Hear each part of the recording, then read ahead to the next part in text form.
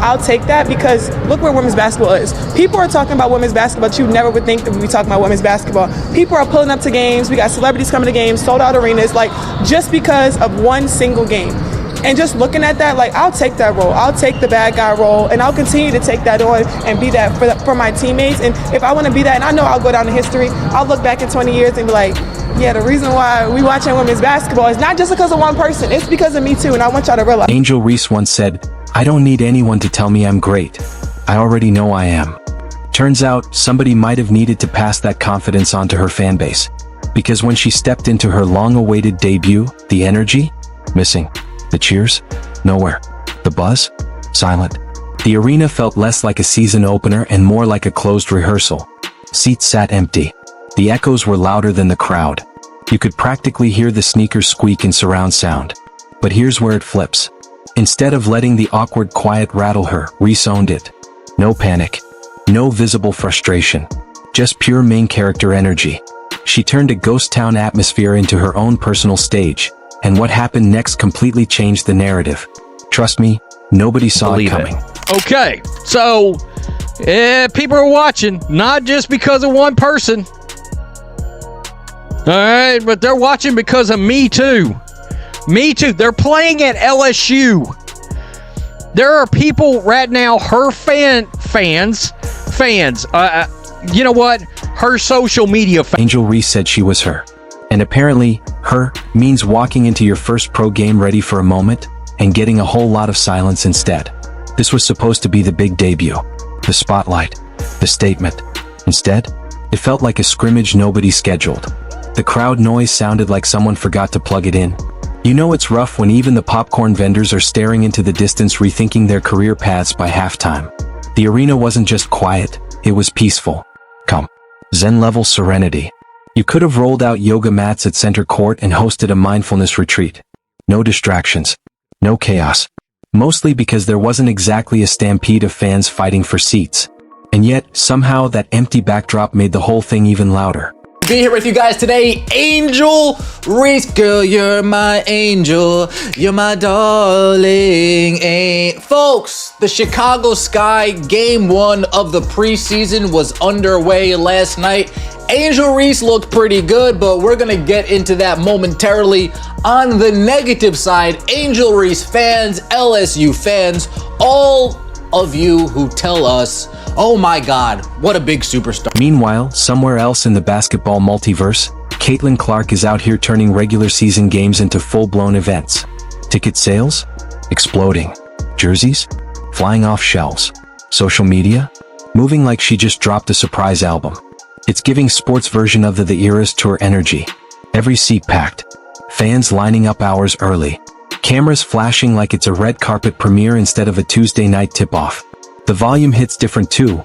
Chants echoing, phones recording, kids holding up homemade signs. It's not just a game, it's a spectacle. And the contrast? Let's just say it's impossible to ignore when one arena feels like a playoff atmosphere and the other feels like a closed practice run. In today's WNBA spotlight, momentum is louder than words. So I think it's time to finally, end the argument. End the argument that there is any sort of other needle mover that is even remotely close to Caitlin Clark in the WNBA. And again, the reason why we have got we've got Hailey Van Lith up is because it was Hailey Van Lith's return as well as Angel Reese's return. Angel was not the only person. They had two players returning. However, right now in Carver, there are no tickets left for under $200. Let's be honest, she probably pictured the full cinematic rollout. Red carpet vibes, fireworks popping, a standing ovation just for stepping through the tunnel.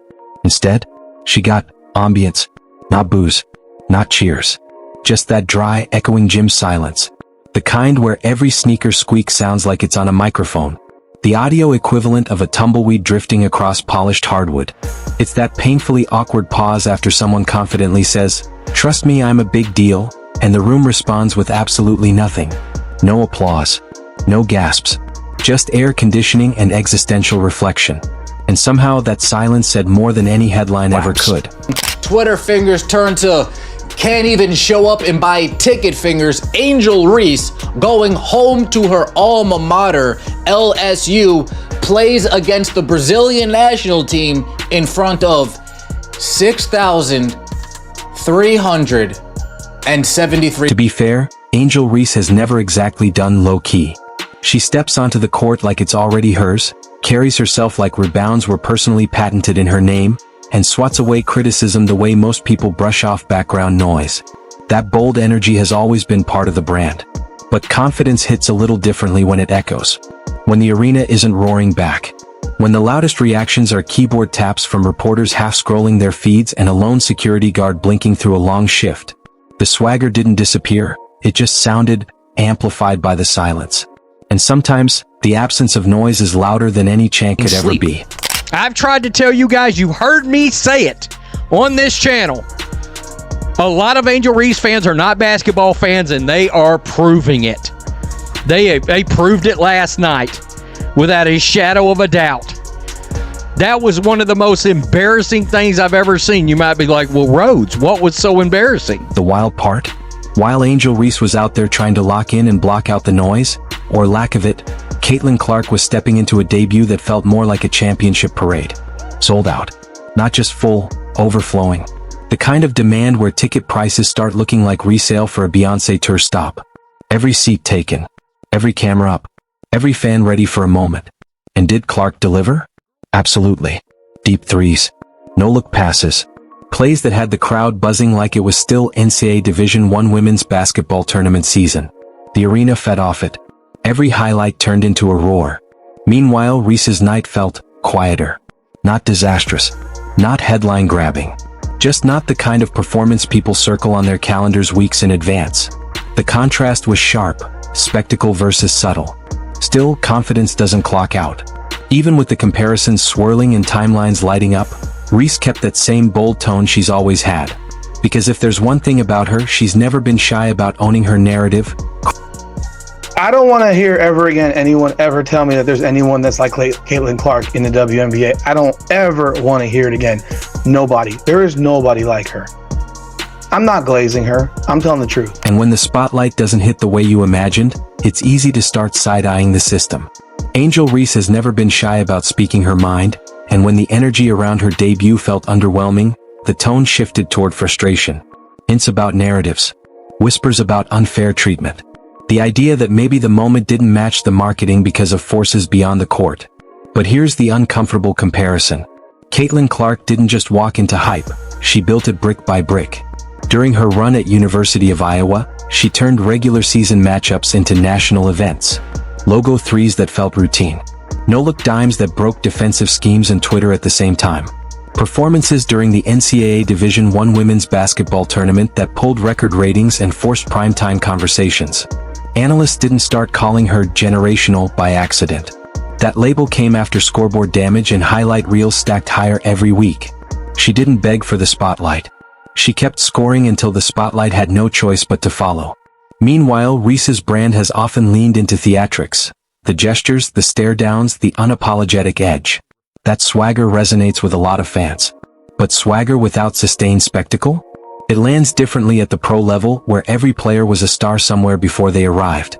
In the end, attention in sports isn't assigned. It's accumulated.